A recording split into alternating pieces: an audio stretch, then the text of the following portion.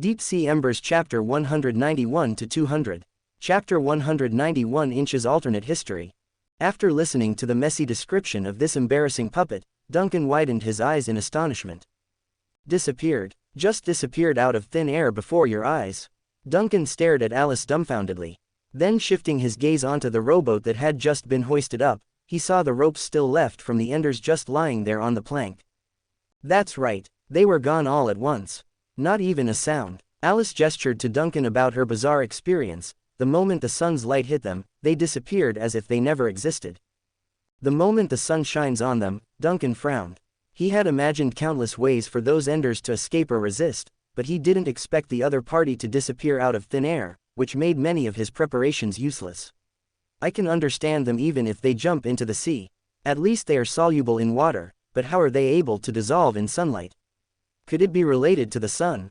Does the sun's exorcising ability make it impossible for them to survive in the real world? I don't know, Alice righteously states with her head held high.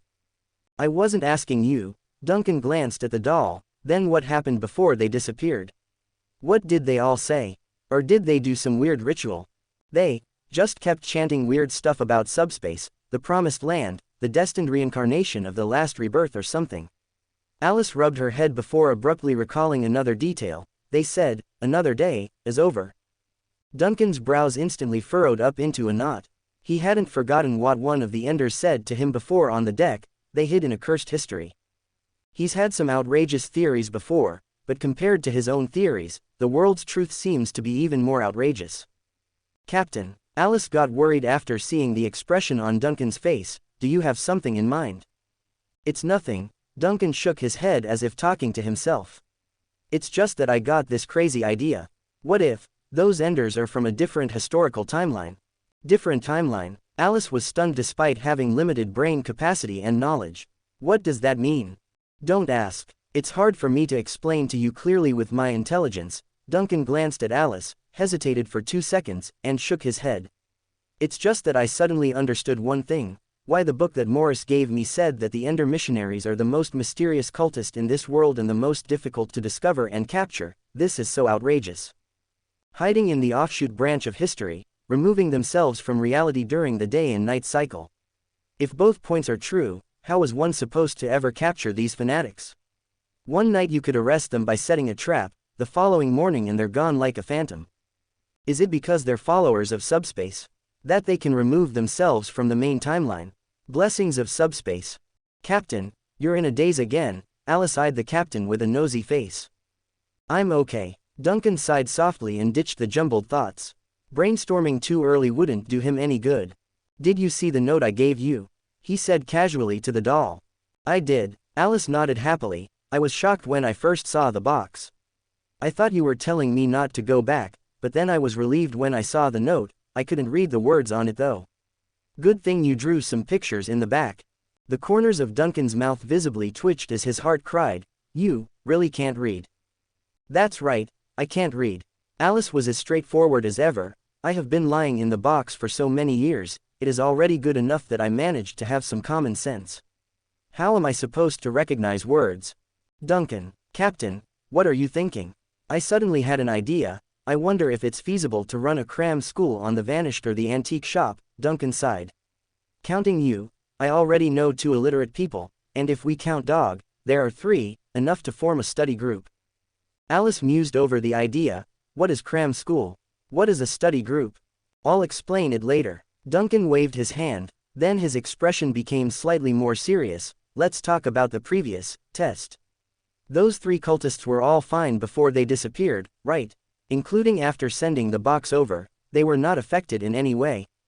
I think so, their heads were still on their necks. Duncan rubbed his chin in thought after getting the confirmation. Although the characteristics of those enders are strange, they certainly do not have the strength or extraordinary resistance of saints. After all, Shirley can smash 3 people at once when she swings with Dog as a weapon, which shows that their flesh and blood are also conventional substances that can be destroyed. At most, their tolerance to pain is far beyond ordinary people's. And now, the 3 enders managed to survive Alice's company. Does this mean her guillotine effect is really gone? Alice watched the change in Duncan's face. No matter how slow she was, The doll was still smart enough to know what this implied for her future. Captain, did my test pass? Can you take me to the city-state? The test, should have. Although the weird characteristics of those final enders still make me uneasy, the results though, Duncan spoke slowly because he was still thinking and deliberating, but he finally nodded. All right, the test is fine, your guillotine ability seems to be under control. He paused, and before Alice could celebrate, he added, I will take you to the city-state, but not immediately. This is because you seriously lack an understanding of what humans consider common sense. Also, there are still exposed spots on your body, such as your fingers and wrist joints. The former will need some more, but the latter needs a disguise. I know. Alice nodded vigorously. She didn't seem to be frustrated by the difficulties and problems mentioned by Duncan, but rather motivated instead. Mr. Goathead also told me about this. He said that the human world is very complicated. Even going out to buy a vegetable has a lot of rules. I will work hard and make up for my deficiencies by learning a lot and asking a lot of questions. Don't ask him. Duncan didn't wait for Alice to finish and cut her off. He's sweating just merely at the thought of Alice learning from that statue. Who knows what sort of knowledge the Goathead might install into this clueless doll if he's not looking. He's just as bad as you when it comes to common sense. You learning about human society from him? Where's your brain? Alice looked all innocent. I don't have one. Duncan almost couldn't breathe at that answer. For the longest time, he couldn't muster the energy to speak. I admit that you are right. In short, don't learn anything from that statue in the future. He can't teach you anything good. Duncan sighed at the lack of helping hands aboard the ship. I'll put aside some time to teach you in the future. I'll also come up with a plan to disguise your joints. Now that there's nothing for you to do, let's cook something up for breakfast. Alice nodded vigorously, but just as she was about to walk away, she seemed to recall something. So what are you going to do, Captain? I have something to discuss with Goathead. Duncan tiredly waved his hand. Something that has nothing to do with you. Alice nodded and turned in the direction of the kitchen in a good mood. Her steps were brisk and dignified after a whole night of work. She's so elegant when she doesn't open her mouth. Pity her character is so silly. Duncan sighed at the doll's back. Welcome to Fanfic Audiobook, your go-to place for immersive audiobooks. If you enjoy the content, don't forget to like the video and subscribe to our channel for more amazing stories. Chapter 192 Inches The Promised Ark. As always in the mapping room, sunlight from the boundless sea spills into the room through the portholes, reflecting the old objects that have experienced a century's worth of time as they sit here. Mr. Goathead was no different, sitting in the corner of the table and driving the Vanished towards a projected route with planned as its final destination. The door swung open then and Duncan's figure appeared at the doorway, causing the wooden sculpture to immediately creak its neck in that direction. It is your excellency, the great captain, who has come to his loyal first mate. Are you still doing well? You've been busy since yesterday. Are you in a good mood today? The weather. Stop and stop. Similar greetings don't have to be repeated several times a day. Duncan raised his hand to interrupt before the other party could finish speaking. Then his gaze seemed to inadvertently linger on the face of Goathead for a moment. The fellow was, as always, expressionless, and the obsidian eyes were still strangely cold. However, they no longer gave the ghost captain the evil presence as it watched this side from the mapping table. In fact, the sculpture behaved well and gave him the impression of a hard-working sailor driving the ship. Your Excellency, Captain, you seem to be preoccupied. The voice of Goathead sounded again with a familiar bootlicking enthusiasm. You seem to have taken some captives and returned, but they don't seem to be on the ship anymore. They disappeared as soon as the sun rose, Duncan said lightly as he plodded down behind the mapping table. A few enders. The Ender missionaries, troublesome and dangerous fellows they are. Difficult to catch and always scurrying within the shadows. Goathead immediately started rambling after the topic got opened. This wooden sculpture had never been one to stay quiet for long despite Duncan's vexation. But how did they provoke you? Those crazy Enders don't usually show up in the open. At least compared to the Suntists and Annihilators, they are low-key and rare. They attacked a human I was keeping tabs on and captured them to test Alice's ability, Duncan said casually as he observed Goathead's reaction. They also said a lot of things related to subspace. How much do you know about these cultists? If you may permit me, Captain, but I advise against paying too much attention to their crazy preaching, Mr. Goathead advises immediately. Just frequently calling out the name of subspace may attract dangerous attention, let alone dealing with the kind of madman who worships subspace. Of course, such a great being as yourself may not be affected, but it is still not a good thing regardless. Then it paused and spoke more cautiously. I can tell you this though, I don't know much about those madmen, and not many people in this world know about them either. The Enders should be regarded as the most eccentric group among all cultists. They are good at being elusive, their thinking is fragmented, and they don't have a large number of low-level rabbles like the Suntists. They are much fewer in numbers and no one can properly communicate with them. Mr. Goathead went on and on until the conversation started to get off topic. Nevertheless, Duncan still got enough to pick up on the key details from the barrage. According to Mr. Goathead, the number of Enders out there was far less than that of the other two big cult forces, i.e., the Suntists and Annihilators. In judging from the current records, their number may only be 1,000 or even less.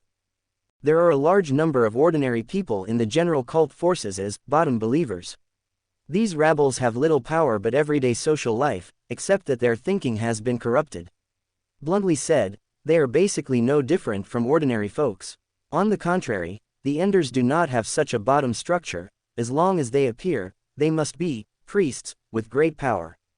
No one knows how a cult group operated and survived to this day without the support of the bottom ranks, just as no one knows the specific conversion process of those Suntists and Annihilators among ordinary folks. In addition, the Enders may have the word missionaries in their name, but by no means do they spread their teachings. Sure, they like to chant about the truth of subspace and all that. It's unheard of for anyone to be converted to become an Ender. At least, not a case that's been recorded. In other words, it was theoretically impossible for Enders to increase their number by preaching. Lastly, the Enders are extremely difficult to catch. In this regard, Duncan has already experienced it firsthand. A group of Enders who are so insane that they can't preach, Duncan muttered thoughtfully as he rubbed his chin. Where did the original Ender missionaries come from then? Who knows? The neck of Mr. Goathead creaked and swayed. Maybe they grew directly from subspace. Duncan didn't mind the obvious joke there, nor did he want to mention the alternate timeline theory. Right now, he's wondering why no one has come up with this theory besides himself, or maybe, there has been people within the city-states. It would explain the weird coming and goings of those Enders. Captain, you seem to be very concerned about those Enders. In the silence, the voice of Mr. Goathead suddenly broke the silence in the room. It's rare to see you showing such a serious expression. Duncan raised his head and glanced quietly at the wooden sculpture. You say, if the history of an entire city-state is polluted, can it still be saved? He said suddenly with the frank and casual tone of someone discussing an academic subject. The wooden sculpture was stunned for a moment, although it's hard to tell with a face that's expressionless, and it took 2 or 3 seconds before he responded, historical pollution. Oh, this is a high-end topic. It sounds like something that can only be done in subspace. Can only be done in subspace? Duncan raised his eyebrows. Why do you say that? Except for subspace, which is a dangerous thing that is chaotic in its own time and space, what else can casually pollute the history of a city-state? Goathead said casually, there is nothing in the world that has such power. Oh wait, I can't exactly say there's nothing actually. If you consider the thing hanging in the sky, then that's another. Duncan's heart literally jolted at the new info. The space-time continuum of subspace itself is chaotic. That's the first time I've heard of this. No book from Nina's school ever mentioned such a fact. Then a vivid picture once again popped up in his head. It's the words the Frost Queen said to himself during that trip into the past, please do not contaminate history. He frowned and suppressed the complicated thoughts in his heart for the time being. Then returning his gaze to the wooden sculpture, who also noticed the captain's gaze, stopped yapping and reacted, ah, no wonder you suddenly paid attention to those Enders. Could it be that they're probably doing a big job, Duncan said darkly, and it's making me a little annoyed. He looked quietly into the eyes of Goathead, and the wooden sculpture did the same with that obsidian-bead eyes. However, no information was gained by either partner through this visual contact. The city-state has its own protectors, and the flame-bearers are constantly watching the context of history. Mr. Goathead began, anyways, those Enders can't threaten you no matter how much commotion they raise. Even if they pollute history, they can't pollute the vanished or you. Duncan raised his eyebrows. Can't pollute the vanished and me. We returned from subspace, Captain, said Goathead slowly. Everything in the world can be polluted except for subspace. We've been in subspace long enough. Duncan frowned harder, and for some reason, some crazy words that the Enders had said suddenly appeared in his mind. After a moment of silence, he couldn't help but mumble softly, the promised ark. Chapter 193 Inches Captain. Listening to Goathead's words, Duncan started to ponder some more. However, he doesn't get to think long before the wooden sculpture interrupts him. Captain, you are beginning to be interested in things within mortal civilization. Before this, you had always been focused on sailing beyond the borders. Is there something in the city-state that might have interested you? Sailing beyond the border. Duncan's heart slightly thumped, but the expression on his face remained unchanged as he replied casually, it's just a simple concern. No reason is needed. Ah, well, you're the captain. You have the final say, Goathead replied immediately. Then it went quiet for several seconds before whispering as if hesitating or thinking about something, just in case, I want to ask you a question. Duncan raised his eyebrows as he heard the deep, menacing voice from within the wooden sculpture. Name? Duncan Abnomar. Duncan was expressionless as he replied. Then out of reflex, he actually chuckled at the rhetorical question. Actually, I'm curious, what would happen if I said something else? It was the first time he had asked this question, and it was his darkest overstep to date. The life he's had on the ship, his many encounters with Goathead, and his growing understanding of his own powers and characteristics, are all the things that propelled him to take this tentative step. Goathead fell into a long silence after this question, and it was only after a full minute before its low, hoarse voice sounded again in the captain's room. Then try not to tease me so much, Captain. The vanished still needs you to steer it. Duncan bellowed out a laugh. As he thought, Goathead had seen through his camouflage long ago and only remained ignorant. Being the first mate that's been with the real Captain Duncan for the past century, this wooden sculpture likely knew more about the captain than the man himself. Under those circumstances, how could a newcomer that just came out of nowhere fool someone that close? There must be a reason for not breaking the thin sheet of ignorance, but what? Was it a necessity, or a rule aboard that must be followed? Perhaps, the vanished merely needed a Captain Duncan, and whoever played this role no longer mattered. Duncan didn't bring these questions to the forefront, of course. He's just a little curious about why it would be himself and whether the fact that he's here was unplanned.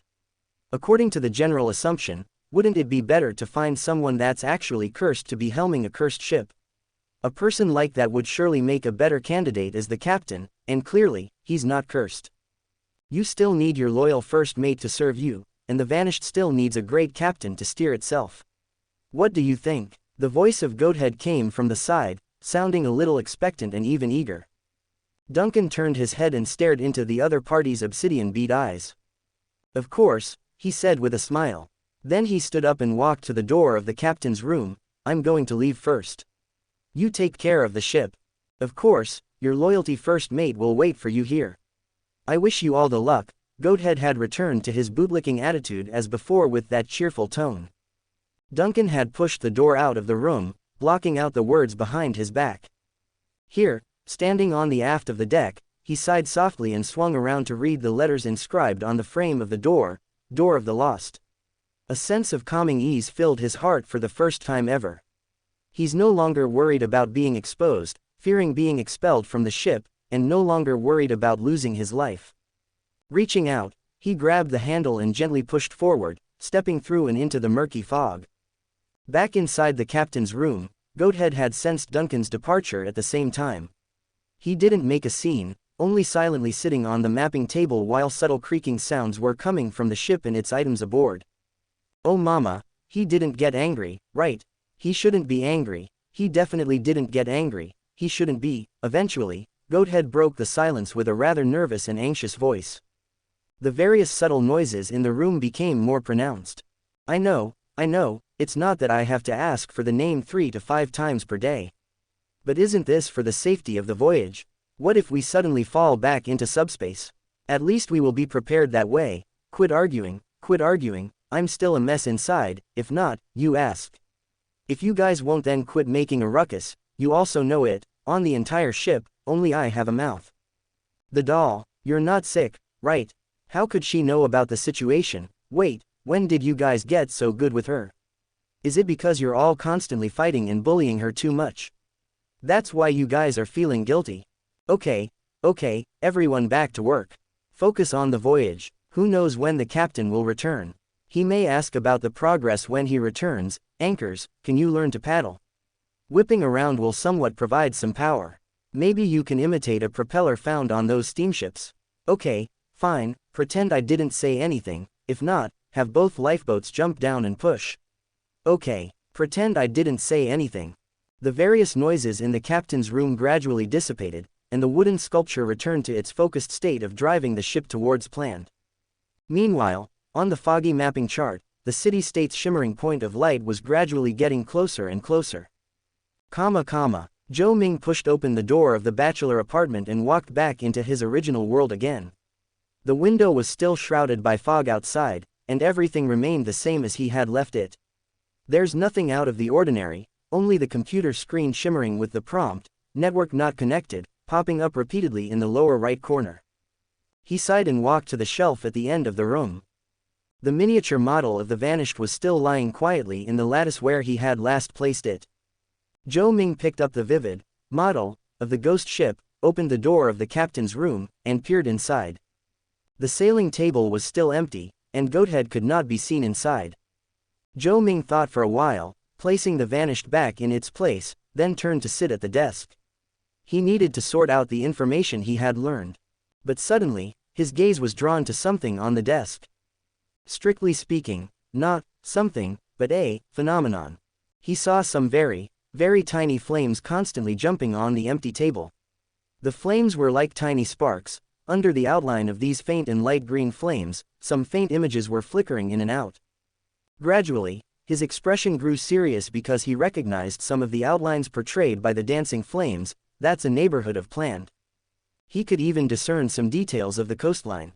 The fire was burning, and Zhou Ming remembered the order he gave to the flame when he sent it out to hunt and chase that thing with the black umbrella. Now it has spread to almost all corners of the city-state. Prey is everywhere. Zhou Ming's brows furrowed a little. He thoughtfully tracked and distinguished the trajectory of the spread, looking for the law of their gathering and the direction in which they might converge next, just like a hunter tracking the smell of his prey. Chapter 194 Inches Transmit. Vanna had returned to the archives yet again. Although she didn't know why she even wanted to return here in the first place, an inexplicable sense of discord and crisis urged her to recall the details of rummaging through the materials here. She's forgotten something crucial, and she didn't know what. Of course, another reason for returning was that there's nowhere else to go anyway. Due to the growing connection with the Vanished, she was now effectively in a state of constant surveillance. She's still the inquisitor of the city-state of Planned, but only because there wasn't anyone to replace her important duties at the moment. Therefore, she must always remain within the cathedral except for the essential required attendance outside. Under these circumstances, Vanna's only option was to look for a distraction. As it so happens, the archives were an excellent way to block off the outside variables. As she stepped through the empty archives, only the rows of lumbering bookshelves accompanied her footsteps. However, she's not alone here though. Not far behind her, a middle-aged priest had kept tabs on the lady with the lantern in hand, exuding a warm and soft glow to repel evil. Finally, Vanna stopped at the section supposedly containing the materials pertaining to 1889 and 1885. She had rummaged through the records before, found the suspicious clues of sporadic heretical sacrifices, and eventually discovered the missing files. All of these memories were groomed into her mind over and over again. Everything was flawless in the saga, but the Inquisitor's instinct told her something was wrong. Enough to make the lady doubt her own memory. "Your Excellency," the middle-aged priest's voice sounded from behind after the extended lingering. Something is wrong, I definitely didn't come here alone the last time. Someone did accompany me, but who was it? As if she didn't hear the voice behind her, Vanna just focused on the problem. Once again, the memory of the 6th block chapel and the deceased nun came up. Everyone had forgotten that area ever existed, hence the reason why it went unnoticed for so long. Is this the same forgetting that I'm experiencing? Everyone forgot the same thing about that chapel, so no one could fill the hole. But what did I forget like everyone else? When did the forgetting happen? Your Excellency, The voice of the middle-aged priest sounded from behind but with more force. Vanna felt the storm's power converging, and the middle-aged priest's hand had quietly approached his waist where the gun was holstered. "How long have you been an administrator here?" Vanna asked suddenly. The storm's power dissipated, and the middle-aged priest lowered his guard before bowing his head slightly. "It's been 7 years. I've been here since I retired." "You shouldn't be the only administrator here, right?" Vanna asked again. "There are 2 of us. The other is an older lady in charge of the night duty. We're both retirees from the Guardian Force." As if chatting casually, Vanna continued to stroll between the bookshelves. "2 people, do you ever get overwhelmed with work?" "Not usually. The work of an archivist doesn't have much to do. Trainees are usually the ones to fill and organize the files according to our instructions. Aside from the rare case of transporting dangerous materials over for storage, we rarely need to move around." The middle-aged priest didn't beat around the bush and explained his workload. "If there is anything worthy of note, an archivist must be on constant watch for any irregularities. After all, we are the ones with the most experience, so those younger than us would often come to request our insight." Speaking of this, the middle-aged priest paused before adding, "Of course, having only 2 on a work rotation isn't the best arrangement. If an unexpected matter arises, we will usually be in a bind and must wake the other up to cover the shift. I've always felt that the ideal staff number should be 3. 3, Vanna muttered to herself, then asked, "Are the files of 1885 still unfound?" "Yes, it still hasn't been found yet," the middle-aged priest said, shaking his head. "After you mentioned the abnormal situation here, we immediately organized staffing to check the entire archive, utilizing hundreds of trainees and clerics for the job. Sadly, we found nothing." Vanna nodded and said no more. She only stared at the priest in silence like she's in deep thought, which roused a nervous smile from the other party. "Don't worry, I only met with that ghost captain once. I'm not at the point of delirium yet. However, warn me if there's any odd behavior with me, and I will do the same. I still haven't lost my professionalism." "I beg your pardon," the middle-aged priest sighed, "I've seen too many comrades in arms disappear from this world due to one's carelessness." Vanna didn't object to that advice and circled the aisle as if searching for something. Then, in a trance, she saw an imaginary glimpse of a fleeting figure standing at the desk near the entrance. The young inquisitor's eyes nearly popped out at this sight, only to have the figure disappear in the next. "Your Excellency, what have you discovered?" The middle-aged priest noticed this sudden behavior and asked. "Maybe I was mistaken. No, let's go over and see." Vanna hurriedly began walking without waiting for the other man to reply. She had already taken several steps before she could be followed, and soon, she was practically jogging over to the curved desk. There was no one at the table, only a mechanical machine left in plain view that's used for administrative purposes. Vanna went around and behind the desk to investigate. There, she found a few scattered parts randomly discarded behind a baffle on the table's edge. The pieces had rusted, and it looked as if they had been discarded for an unknown number of years. Judging by their shape, it seems to be part of a mechanical cube. For some reason, Vanna had a strange smell hitting her nose when she saw these items. It's the scent of mechanical grease mixed in with incense that's been burned together. "These things, who left them here?" a puzzled voice belonging to the middle-aged priest said after catching up from behind with the lantern. "There are traces on the table." Vanna had already found other clues next to the parts, which looked like some oil that's vaguely resembling a drawing. She felt her heart pounding. Then out of the blue, a harsh noise echoed in her head, causing the lady's vision to blur between light and shadow. However, this discomfort not only didn't bring panic to the Inquisitor's heart but made her go wild with excitement. Vanna knew why this was happening. It's her blessings from the goddess activating, warning her. Whatever clue or truth she's searching for, it's here, in the archive.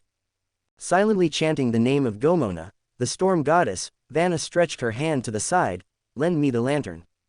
The middle-aged priest immediately handed over the lantern, that's been inscribed with runes and fueled by divine grease as fuel. "Here you go." Vanna took it and carefully brought the light closer to the greased tabletop. Under the light, some fine smoke or mist had appeared out of thin air before fading quickly. Then, she saw it between the crimps of light and shadow, the smudge. It was written in dark red blood, like a dying man's last-ditched effort to mark something on the table as a message. It looked like a cluster of bonfires with a cylindrical thing standing at the center of the flame. It was not any kind of sacred symbol used by the Storm Church, nor a blessing given by the storm goddess Gomona. Yet Vanna still recognized the symbol. It turned out to be the mark of the flame bearers. Flame bearer. Why is the mark of the flame bearers doing inside a storm church? Vanna wondered in her heart. Although the four righteous gods are indeed in the same camp, and there are many cooperative relationships between the four churches, they're still part of different religions. The flame bearers, the chapel in the 6th block, the forgotten nun, the forgotten event, another planned hidden under the real world. Vanna's breathing became rapid as she instantly connected the dots. This symbol was a warning, the only message left behind by the forgotten defender on this lonely battlefield. Someone polluted history, the young inquisitor exclaimed and jerked around to face the administrative priest. Yet, the archives were empty. From the beginning, it was as she's the only person here the entire time. Chapter 195 inches disappeared. With a clang, the silver fork in Dante Wayne's hand fell onto the plate. This startled the maid that standing on the side of this partially empty dining hall. Quickly stepped forward to inquire about the situation. Mr. Dante. Dante did not respond to the maid's inquiry. Instead, he sat in his seat in a daze, acting like his soul had been sucked out. But the admin suddenly blinked, and his consciousness seemed to abruptly return to reality with the paleness of someone on the brink of drowning. Mr. Dante, are you okay? The maid's voice came again, thundering in the ears of the city admin. Dante Wayne stared blankly at the fork on his plate, seeing not only the tableware, but also flashes of images from the past. It came so strongly that the prosthetic ruby eye had started to burn and sting with pain.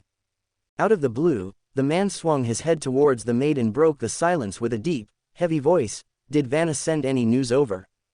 The maid was stunned momentarily before responding to this respected city admin. Who is Vanna?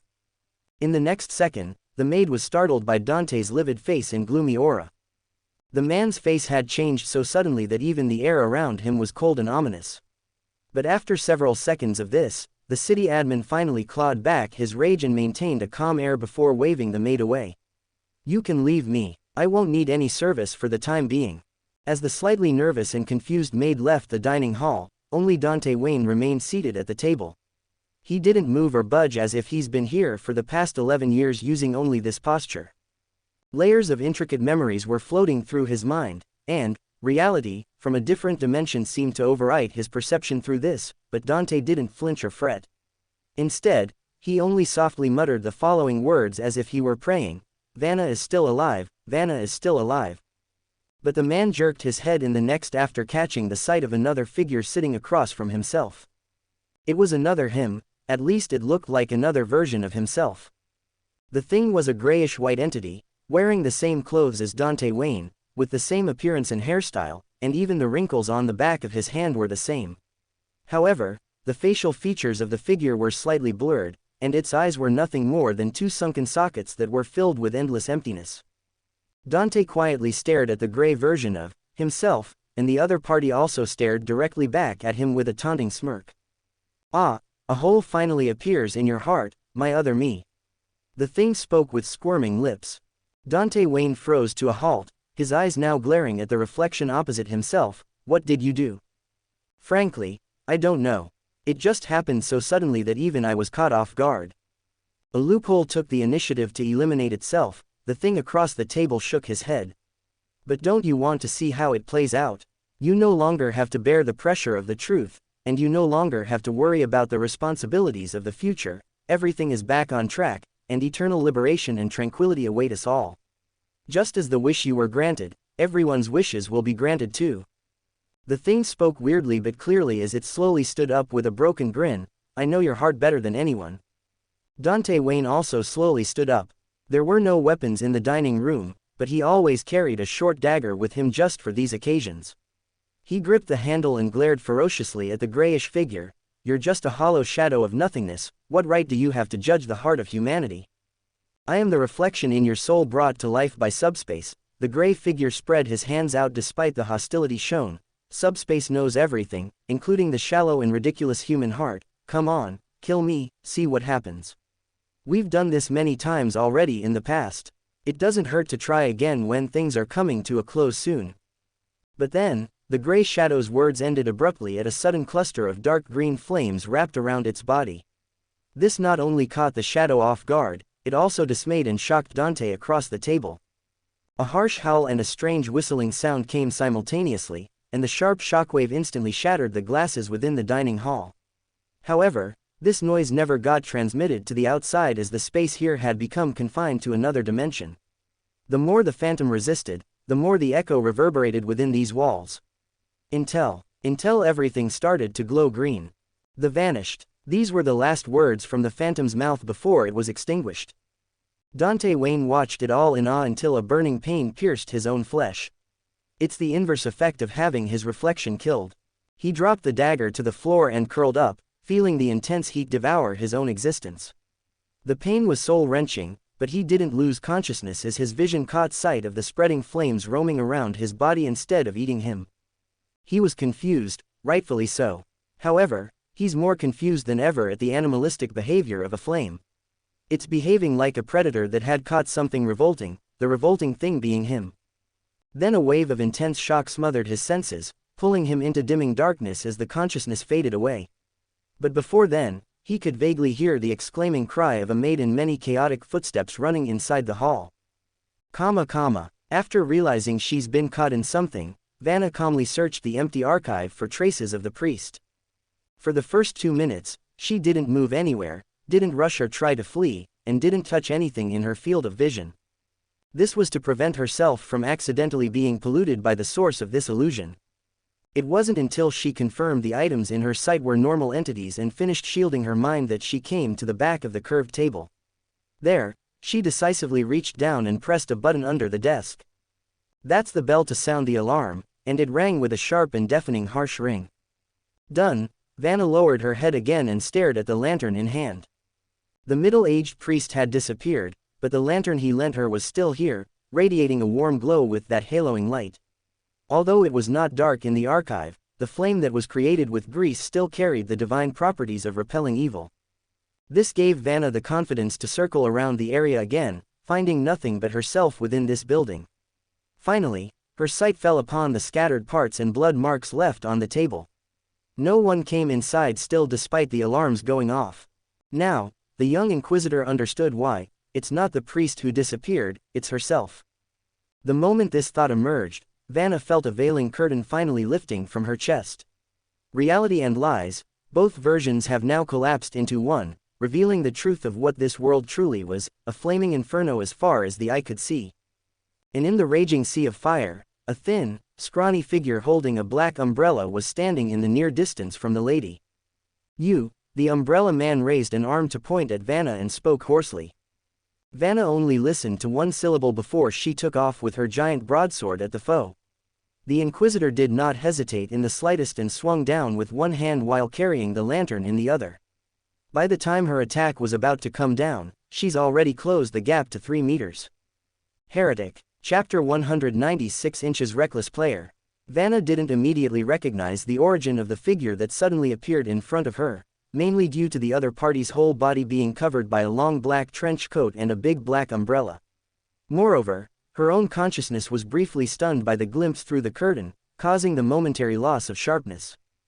But when the monster made its hoarse and low growl, when the other party's dirty and profane breath was revealed, and when the polluted and corrupt outline showed between its raised hands, she finally recognized it.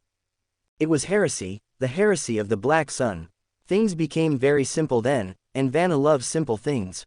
The heavy greatsword whistled terrifyingly through the air with a smooth grace, and the sacred lantern dispelled the unclean breath as Vanna's tall figure jumped up like a mountainous wave. When she finally came down, the assault had brought with it the power of the tsunami, which caught the foe by surprise due to how sudden it came out. Then, like a broken boat hit by a huge wave, even the umbrella and person were split in two down the middle.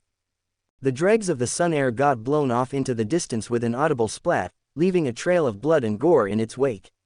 But unlike the flesh of the air, the broken umbrella had dropped on the spot, expelling a series of crackling blue flints and a splutter of blue crystals from the disconnected segment.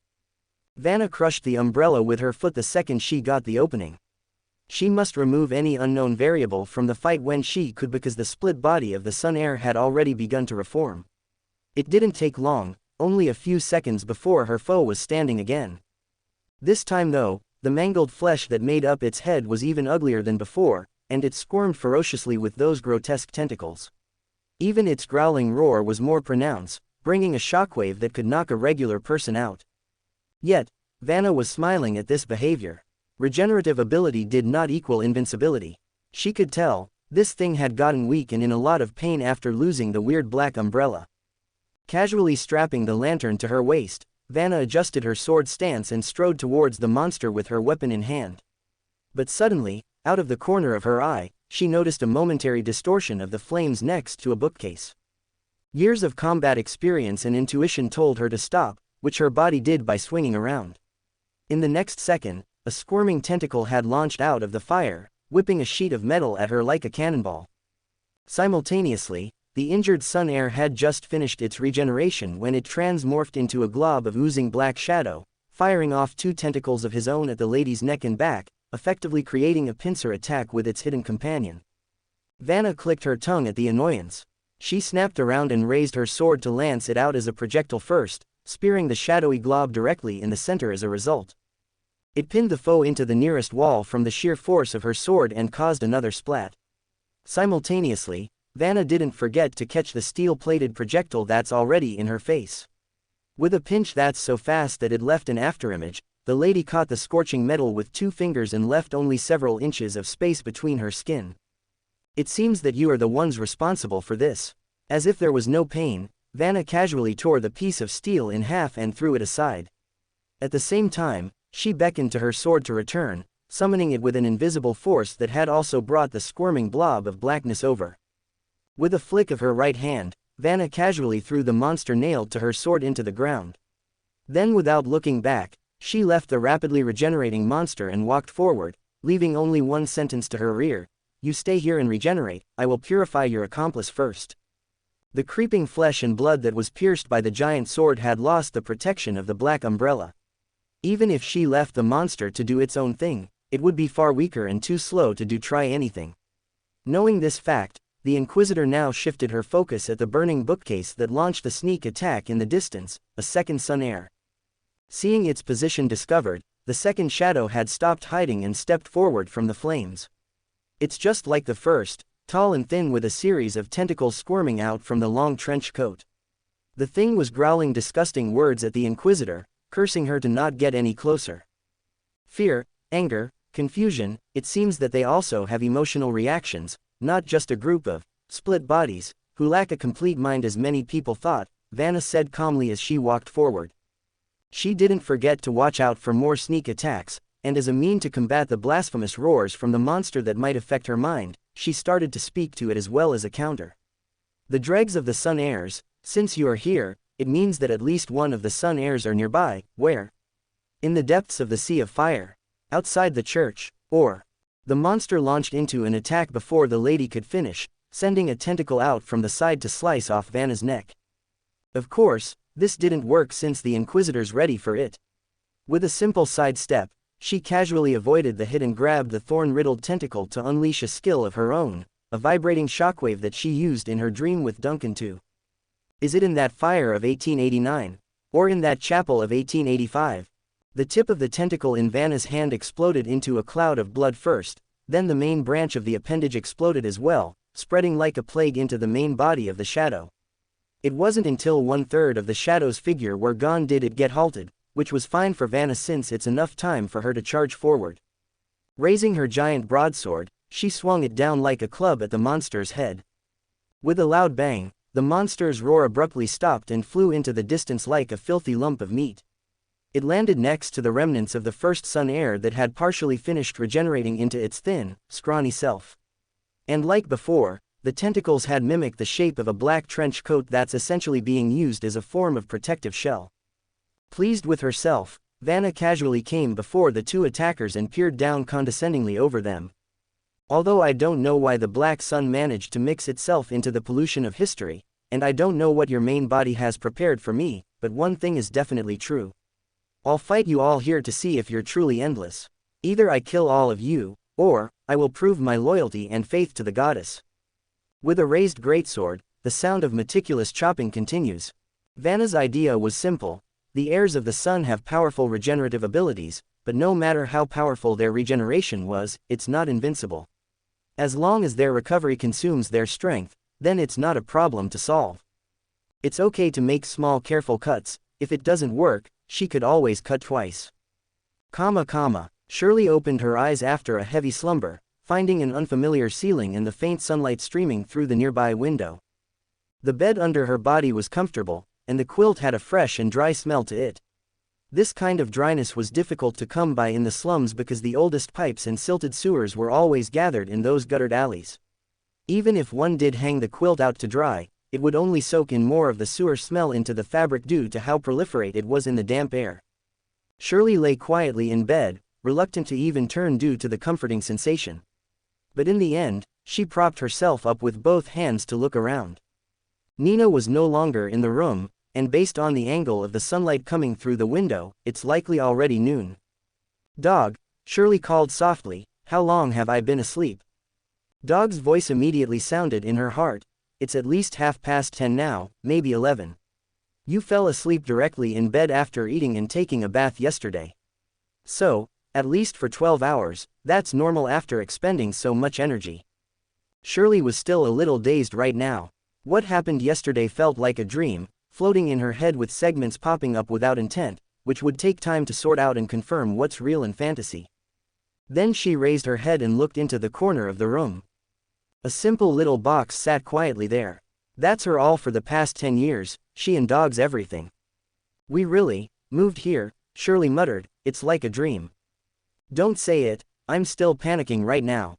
Mr. Duncan is cooking in the kitchen, and I don't even dare to think about what he might serve to the table later."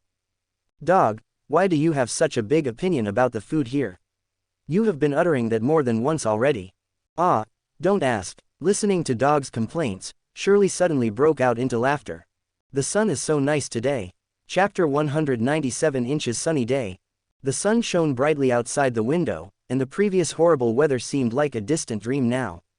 The only traces of that rainstorm would be the water left on the windowsill and the wet ground out on the streets. It's a good day to take an afternoon nap. But Shirley had slept enough. In fact, she had never slept for so long in one sitting, and her stomach was growling a little, the signal to get up. Unlike a normal child, Shirley had some pretty unpleasant memories of lying in bed with a hungry stomach. It was when she was still extremely young after losing her parents, the first winter of that year. She had no one to help but Dog. The weather was cold and snowing outside, and the tiny hut she found to cuddle in for the night leaked.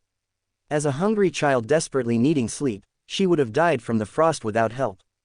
Thankfully Dog was there, keeping her company and awake.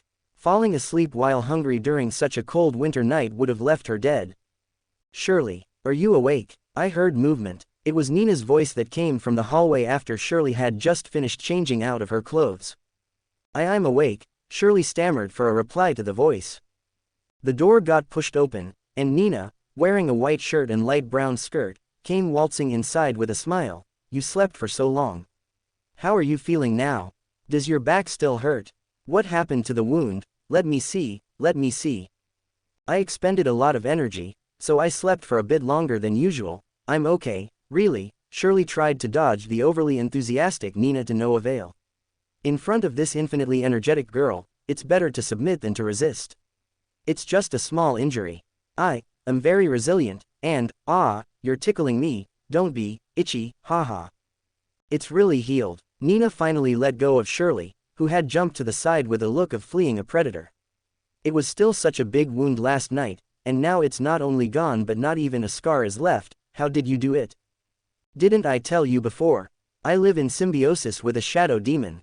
The characteristics of Dog are a strong body and regenerative ability." Shirley straightened her dress. The one she wore yesterday had been destroyed in the battle, so the one she had on was a different one rescued from the rubbles.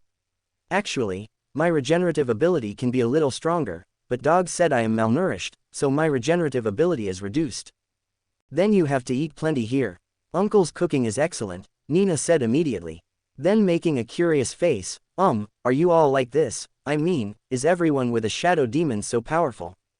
"Specifically, it depends on what kind of demon symbiosis they have.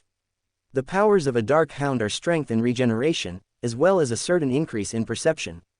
We're also more resistant to spiritual pollution. Anyways, there are many types of shadow demons with different abilities. I don't know all of them, just that they're all unique in their own ways. Shirley suddenly paused at the mention, her expression growing more severe while meeting Nina's gaze. Speaking of which, I suggest you don't get too involved in this field. You should already know that under normal circumstances, those who coexist with the shadow demons are the madmen of the Annihilation sect. They are different from me, and their demons are not the same as dog. I know, I'm not a child. Nina waved her hand quickly, still unable to hide her curiosity, but have you seen any other demon symbiotes? I mean those Annihilation believers. I haven't seen any, and I don't want to meet any. It's disgusting enough to listen to the description given to me by dog, and if I do meet them, I will report them to the authorities, Shirley said with a frown. Nina, you have a lot of questions today. You didn't ask so much when you met dog before, so why did you suddenly change your heart? What happened at school today? You will live in my house from now on. Of course, I must know more about you. Uncle said your home was destroyed by a gas explosion, so you don't have anywhere else to go, Nina said with a serious face. Then snatching Shirley's hand to bring her out, in addition, school is on holiday. I have 2 months of vacation time now, didn't you know? How do I know? I haven't been to school before, Shirley muttered subconsciously while already being dragged out the door. Even from their distance, the girls could smell the intoxicating scent of food wafting through the air. Isn't Mr. Duncan there? Uncle went down to the first floor. He said he needed to entertain someone first, so let's eat on the second floor first, Nina explained while pulling Shirley toward the kitchen door. But then she quickly turned towards the bathroom after remembering something. All right, wash your hands and face before eating, otherwise, Uncle will nag again. Oh, Shirley literally became a doll at this point, being dragged around left and right without a say in her choosing. It's borderline abusive if one watches their antics. Nevertheless, it's a good type of abuse, the kind that's only found in a warm bodily home with people around. At the same time, next to the counter on the first floor of the antique shop, Duncan was explaining something to the person opposite of himself. It's a young lady wearing a delicate and elegant long dress. She had long blonde hair with a dignified and beautiful appearance. Dignified and beautiful blonde lady, no. Alice in a wig, yes. That's pretty much it. There is a lot of common sense that you need to know about in human society, but the most basic part is what I've told you. With your current scope of activities, it should be enough. Just get familiar with the store and its occupants first. Like cleaning and greeting the customers when they come in. Duncan finally finished explaining what to pay attention to but still looked uneasy at the smiling blonde girl sitting across from him. Do you remember what I taught you on the ship before? I remember. Alice nodded vigorously. Then just as quickly, she reduced the speed of her nod to portray an elegant lady. Don't worry, I remember it clearly. Yes, the nod should be small. It seems that you remember this part at least. Duncan exhaled and reviewed Alice's appearance to confirm the last few details. The original long silver hair had been covered with a golden wig, slight makeup applied to adjust the details in her appearance, and the lower half of the face covered with a veil to keep others from recognizing her. As for the joints, she also had a neck ring to cover that area while wearing long white gloves to hide the arms. That effectively camouflaged any joints that could possibly show up. Of course, it's still possible for someone to notice the oddity in Alice's appearance if they knew the Frost Queen personally, but the odds of that happening was negligible. Ray Nora was a queen from half a century ago. For the odds of someone from Frost visiting Planned, then coming to the lower city and visiting Duncan's antique shop, that's effectively impossible in terms of odds. Duncan couldn't help but sigh at his own ingenuity. Truthfully, he had initially planned to wait a little longer to let Alice come aboard the city and see the world. But when he last checked up on this doll, he had seen her constantly mourning along the deck of the Vanished, peering out into the distance like a bored child with nothing to do. No matter how firm he was on staying safe, forcing someone to do nothing was equivalent to torture. Duncan was no monster. So, taking the opening while Nina and Shirley were still eating upstairs, he grabbed I and had her transport Alice over from the ship for the first time. And just as quickly, he regretted the decision right away. The doll had instantly jumped to the shop window and pressed her face against the glass like a buffoon, constantly asking this and asking that over whatever she saw moving about outside. Even now, while conversing, Alice fidgeted and turned side to side without meeting his eyes like a nosy kid. Chapter 198 Inches Alice's first day in the world. Duncan was a little creeped out with the way he was being stared at by the puppet. Then after calming down for a few seconds, he finally couldn't help but ask with a frown, "What are you looking at?" Alice was honest.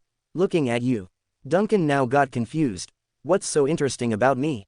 "It's the first time I've seen you talking like this," Alice said in disbelief.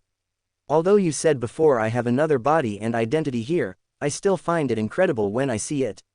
Captain, your appearance is completely different from that on the ship, not so tall or gloomy, you look like a good person." Duncan's eyes widened when he heard this, and before he could speak, Alice hurriedly added, I shouldn't slander you, Captain. How many times have I said it? Don't learn random stuff from Goathead. Praising others as good people is not slandering, it's the same for me too." Duncan stared at the idiot in front of him, feeling a brain aneurysm forming, "And you forgot the reminder. You can't call Captain on this side. You have to call me Mr. Duncan or Mr. Shopkeeper, understand?" Alice shrunk her head. I remember Mr. Shopkeeper. Why don't you just call Mr. Duncan?" Duncan sighed wearily. "At least you are still familiar with this name, and the probability of calling it wrong is relatively low." "Ooh, okay, Mr. Duncan." Alice hurriedly bowed her head and agreed, only to hear Duncan helplessly reminding her halfway, "Don't bow your head, otherwise, your head will fall off again. If you drop your head in full view, your journey to the city-state will end." Alice agreed with a hum but then frowned in the next. "I seem to have heard I mutter a similar sentence to what you just said." "What did she say?" "The head, the crown will." "Do you have a crown on your head?" Duncan glared. "You have a wig on your head, and it's stronger than your head." Alice thought for a while and giggled, hee. Then, after 2 seconds of silence, the doll began to act out again. "Captain, can I touch your face?" Duncan looked puzzled. "I don't mind, but why?" Alice had already started on him when she heard the words, "don't mind." It seemed that after leaving Captain Duncan's majestic mane, shell, the doll's boldness had swelled unprecedentedly. She stepped forward and pinched Duncan's current cheek, making eyes of surprise as she did so. "So amazing, it's real. When I was on the ship, you looked like you were carved out of stone with that face." Duncan was extremely taken aback inside and wanted to break free from those hands. "Are you done yet?" Before his words could finish, he heard 2 brisk footsteps coming down from the direction of the staircase. It's Nina and Shirley, with the former calling out pleasantly, "Uncle, I've finished eating with Shirley." "What are you doing here?" Duncan turned his head like a robot, showing the awkward face of someone being caught in an embarrassing situation. "So what's so embarrassing?" Alice still had her hands on the man's face, thus creating a rather fluttery scene of 2 partners having a go at it. Why did you stop suddenly?" Shirley asks after bumping her head against her friend's back. Alice immediately withdrew her hands over the interruption, folding both hands in her lap to put on a dignified posture of a Victorian-era lady. Meanwhile, Nina had become so shell-shocked that she couldn't process the image. There's a gorgeous lady in her home and an elegant blonde that's likely from the upper city at that. Dog, quickly look, who is that sitting across from Mr. Duncan? Is she human? Can you beat her?" Dog's voice hesitated for a long time before coming through, sounding extremely cautious. "I can't see clearly through your eyes, but the more you look at her, the less she looks like a person. I don't know if I can win. Regardless, definitely don't fight her."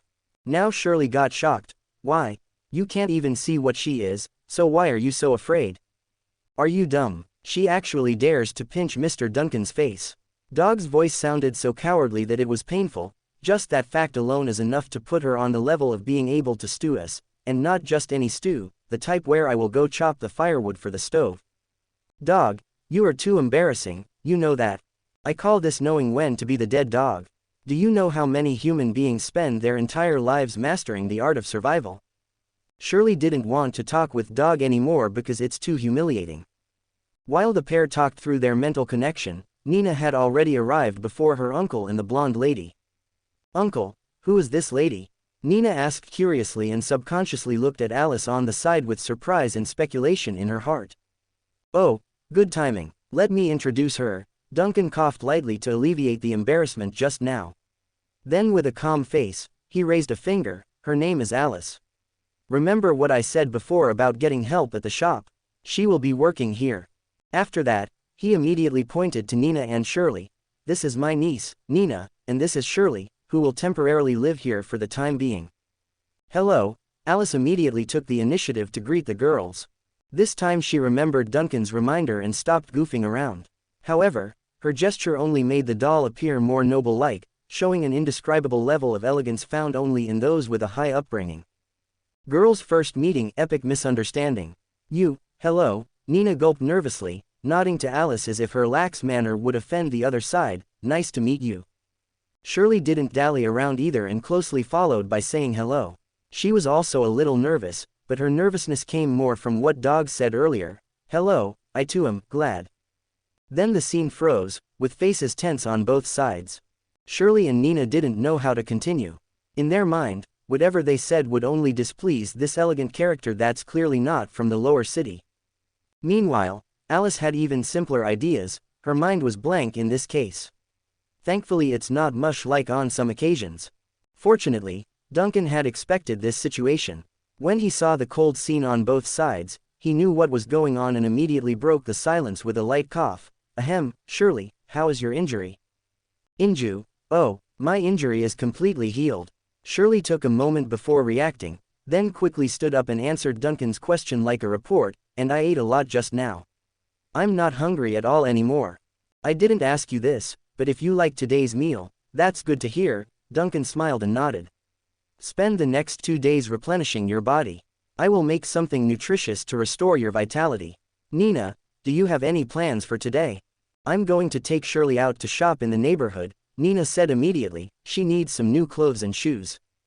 Speaking of this, she turned back to explain her meaning. This was to prevent her friend from being offended. This is a meeting gift for you, and it is rude not to accept it. Shirley didn't know what to say for a while. Ultimately, the poor child could only nod. Okay, thank you in advance, and Mr. Duncan. Duncan nodded with a smile. Then don't go too far and come back before evening. Shirley, you are in charge of protecting Nina. Shirley immediately straightened her back and replied with a military voice that startled Nina. Yes, Mr. Duncan. Afterwards, both girls bid their farewells to Duncan and Alice, heading for the main doorway with Nina still muttering as she walked. Why did you yell so loud? It scared me, Uncle. My uncle is not scary. I'm being polite. I've been learning politeness lately. Listening to the fading muttering of the girls, Duncan couldn't help but smile before turning back to Alice. Why are you staring at me again? Mr. Duncan, you're very different here than on the ship. Alice looked at Duncan very seriously, much more cordial than on the ship. Okay, don't fret about unimportant stuff, Duncan smiled helplessly. Of course, he knew why Alice would feel this way since he had actually been tensed on the ship. Even if he had relaxed in the recent period, it was not at all as free as on the city-state's side. But he didn't bother with this matter and quickly moved the topic elsewhere, saying, let's talk about you first. You don't have a legal identity, so it's best not to go to the upper city to attract attention. I will first have you help in the antique shop during this period. It will allow you to adapt to the environment, and on the other hand, you can also help me do something while I'm out. Like taking care of customers behind this counter. Wait, I suddenly thought of something. With a strange expression, Duncan stopped and stared at the puppet before him. You know about money. Alice's face was full of curiosity. What is money? Duncan. Chapter 199 Inches the vigilance of historians. Duncan felt that he had been careless. He only thought about Alice's lack of common sense to live in the human world. What he didn't take into consideration was the extent of this ignorance. To think Alice didn't even know what money was, in that case, how is she supposed to help around the store? But then it's quite reasonable if he thought about it. After all, the lady doesn't need to spend money while lying inside the coffin box. While Shirley and Nina are away, I'd better continue to make up lessons with you. Duncan sighed at being forced to give up his afternoon plans. First of all, I must let you know the most basic things in the human world, such as currency. He paused and sighed again. Now that I think about it, I really have to open up a study class with you and Shirley. Oh, Shirley, the short girl just now, right? Alice immediately showed a face full of joy, like she was happy to meet someone new. I heard you say she is just like me, what's it called again? Illiterate. It's not something to be happy about. Duncan knocked on the table, and even Shirley is better than you. At least the girl knows how to evade the bus fare when taking a ride. Alice. What is fare evasion? Duncan. Heidi sneezed hard after feeling a chill run down her skin. Getting up to close the living room window, the doctor sniffled her nose and muttered in complaint at the fluctuating weather. Then, with a worried look, she peered over at her father, who was sitting in a daze at the coffee table nearby. School had been out for the holidays. Normally, her father would spend the next 2 months visiting the major libraries to kill time during the autumn months, but Morris had been acting strange and lethargic today for some reason. Father's been acting this way since he returned from Mr. Duncan's antique shop. He didn't even go to his study when he returned. Did something happen during his visit? Are you all right? Heidi finally didn't hold back and bent down to ask with concern, are you not feeling well? After asking twice in a row, Morris finally heard his daughter's voice. Quickly raising his head, the old historian felt the buzzing subside slightly before waving his hand. I'm okay. Oh, you didn't go to church or city hall today? Didn't go to the clinic either. I've already completed the work from the church and city hall. And the clinic is closed today. Heidi's furrowed brows did not loosen after the response. I remember you asking me that this morning already. Oh right, I forgot. Morris lightly tapped his temple and said with some hesitation. He knew he wasn't in a great state. The man knew this. However, he couldn't explain it to his daughter either. After all, revealing the existence of a subspace shadow lurking within the city was a huge matter. It might anger Mr. Duncan and pollute Heidi's mind in the process. The low buzzing sound sounded in his head again at Duncan's name, which interrupted Morris's train of thought. But soon, the noise subsided after a sting, allowing his train of thought to stabilize for the second time. Static noise, the consequence of returning from that antique shop. Morris knew that he should be thankful for being able to keep his life and sanity. Yes, he's got some symptoms of critical madness lingering, but after some self-assessment, Morris was sure the problem would subside on its own after some rest. But before the symptoms disappear entirely, he will have to keep worrying Heidi like this.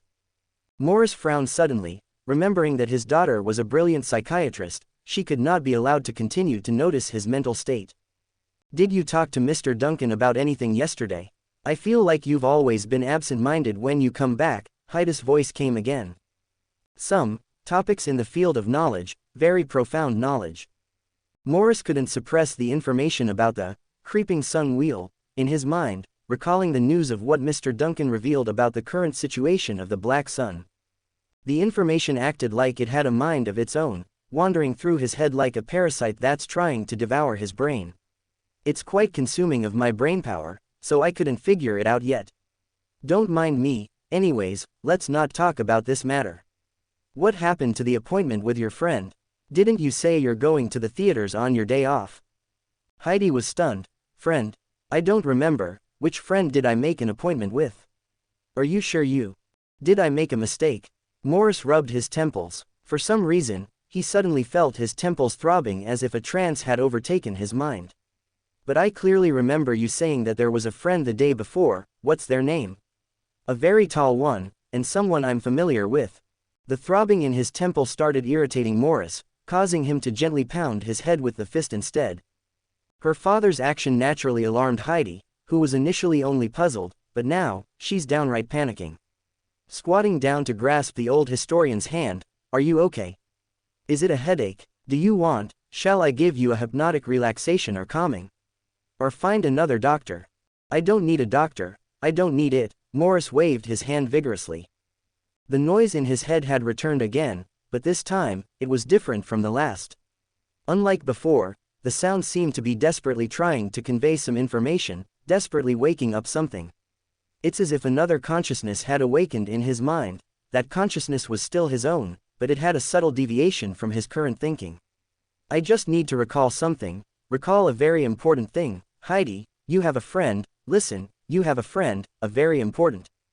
The worry and nervousness on Heidi's face became more and more severe. She squeezed Morris's other hand hard, and her words were already filled with calming power out of reflex. Of course I have friends, but which one are you talking about? Morris could no longer hear Heidi's words. A sudden bang roared within his head, which was the momentary release of all the compressed noise at once. Then, the static plaguing his thinking had disappeared entirely, with many strange memories pouring into the depths of his consciousness. He had fallen into a trance and saw things, a giant, full of starlight, twisted and fused by crushed mirrors, and then he saw the green flames. It burned away the fog clouding his head. This time, he did not lose his sanity by witnessing the giant. On the contrary, the impression gave him the strength to break through the invisible curtain blocking his vision until now. "Where is Vanna?" Morris suddenly raised his head and stared into Heidi's eyes. Heidi was stunned. "Who is Vanna?" "Inquisitor of the city-state, one of your best friends, niece of Admin Dante," Morris said slowly. His breathing had stabilized, and his eyes returned to their former depth and sharpness. Right now, two very different memories existed within his mindset, one clearly identifiable and recognizable, the other distant and unfamiliar. Imagine two historical scrolls laid out side by side. That's what's happening with him. "You don't remember, do you?" Heidi hesitated. I don't know who you're talking about, but your state worries me." "Don't worry about me, I'm in very good shape right now. Also, it's not me we should be worried about, it's Vanna." Morris suddenly stood up, his expression more serious than ever. "Heidi, a big problem may be happening within our city grounds. We have to take action." Heidi subconsciously followed by getting up, and she could feel her father's spirit returning again. As to why, she still didn't know what. Action? What action? "Go to the main cathedral, go to Bishop Valentine, tell him," Morris said quickly but stopped halfway through. After weighing what should be said, he nervously shook his head. "No, Vanna's accident may also be because she realized the truth. Find Bishop Valentine. Tell him you are seeking asylum, the highest level of asylum. Tell him I made you do this, that the most eminent historian of Plan made you do this. Do not say anything else other than that." Heidi listened in a daze. She sensed that something dangerous and urgent might be happening, things that could not be said in the open. Controlling her urge to ask, she readied herself according to her father's instructions. "What about you? What are you going to do, father?" she asks after getting surprised by Morris taking the coat up from the hanger. "Go to the antique shop," Morris said in a deep voice. Chapter 200 Inches Interception. It was obviously still sunny in the morning, but now the sky had turned gloomy for some reason. Gray clouds and fog blanketed Plan from top to bottom, leaving the bell towers and chimney in the distance looking like structures of black ink. Two cars drove out of the Underwood family's mansion under this weather, one heading straight up the avenue and towards the city center while the other swerved onto the side street to the lower city. Morris sat in the driver's seat and cautiously steered the vehicle along the roads while constantly keeping track of the weather outside. The sky had grown even darker than just now, and the chaotic downdraft caused everything to flap and howl with a sense of eeriness. This unsettled the old historian inside. From what he recalled, the last visit to the antique shop was exactly like this: bad weather. Raising his right hand and patting his head to refresh himself, Morris glanced at the string of stones on his wrist using the corner of his eye. Between the intricately structured knots, only 4 colored stones remained. These divinely blessed stones shimmered faintly in the groggy skylight, carrying an atmosphere that calmed his soul. Lehem's protection allows scholars to temporarily save their lives in the face of incomprehensible knowledge, but the usage had limited utility in the face of truly dangerous entities. Morris didn't know what awaited him at his final destination or whether the stones could protect him like the last, but he still decided to go. As long as you control your curiosity, as long as you don't open your true eyes, as long as you don't observe Mr. Duncan and all the things around him, you are safe, Morris. The subspatial shadow is friendly. As long as you don't cross the line, he will not harm you and may even offer help.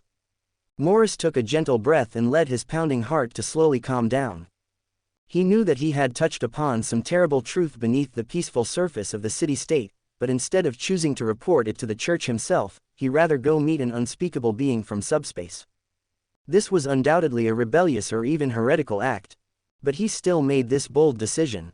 Heidi had already gone to the cathedral to seek refuge with that cryptic message he ordered her to convey.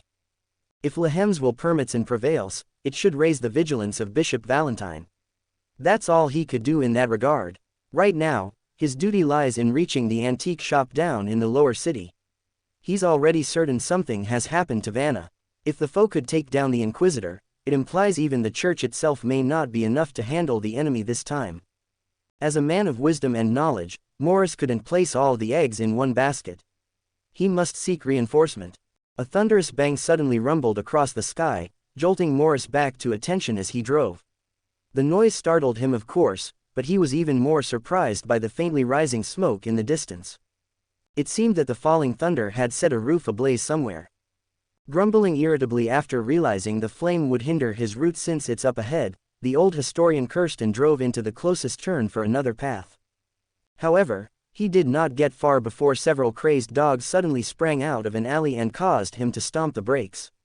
This wouldn't be so bad since it only gave him a light scare, but another man had suddenly stomped out of the shadow with a club in hand. The person was clearly drunk in the way he was cursing at the stray dogs and waving his weapon like a maniac. What a madman, Morris frowned, honking the horn hard to get the drunk out of the way. However, the other party didn't seem to hear his horn and ignored it. In fact, the noise seemed to anger the drunk, who suddenly smashed the front of the car with that club. Morris was surprised by the hit, but the shock only lasted a second before his eyes locked onto the drunken man's frothing gaze. Immediately, he recited in a low, harsh voice, the geometric law of Modazero. Huge chaotic knowledge suddenly poured into the drunken man's head, sending a brief but substantial informational storm inside the consciousness of the drunk. Without a fiddle, the reckless and drunk man issued an agonizing roar of pain before running off in the opposite direction. Morris restarted the car immediately and pumped the gas to ditch the barking dogs in the rear. He's grown edgy and alarmed now, which he rightfully should since a ditch pipe in his field of vision suddenly popped out of nowhere.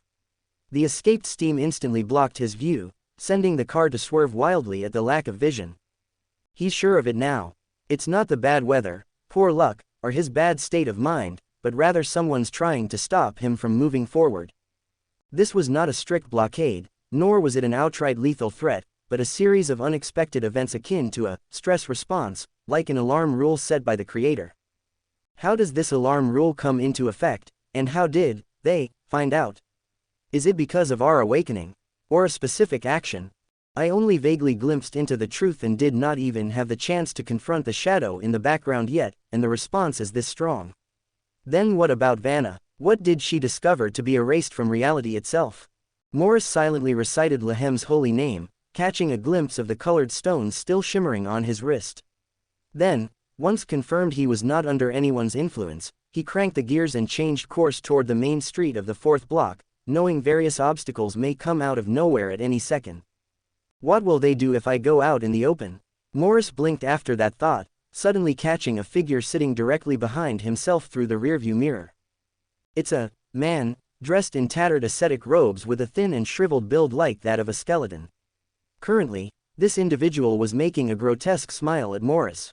Good afternoon, Mr. Morris, the shriveled figure spoke suddenly, still polite but creepy. Where are you going?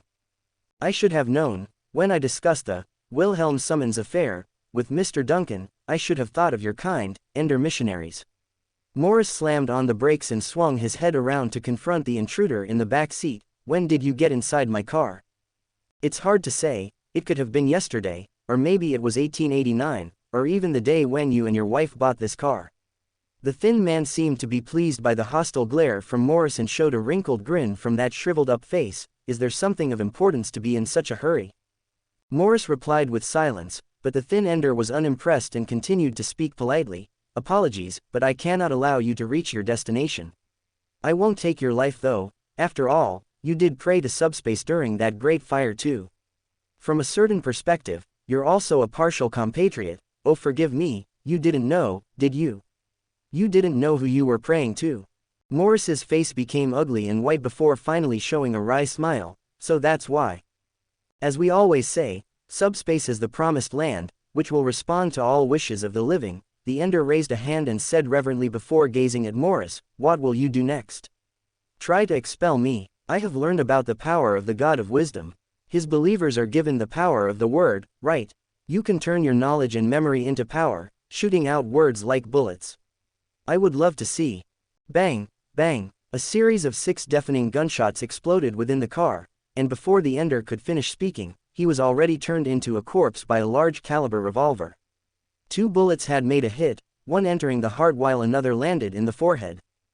As the shriveled body quickly turned into pale fragments and scattered like dust against the wind, Morris raised his right hand with a smoking revolver gun in hand. "I have all the bullets I need here. Why should I waste words on you?" After muttering those words, he casually reloaded the bullets and started the car again. He knew his journey was still difficult, and something might still be blocking him ahead. Therefore, killing a single Ender would not end everything. In fact, this same one might just return tomorrow and continue pestering him. He knows this because the fact that the other side dares to show up in his car means his death meant nothing.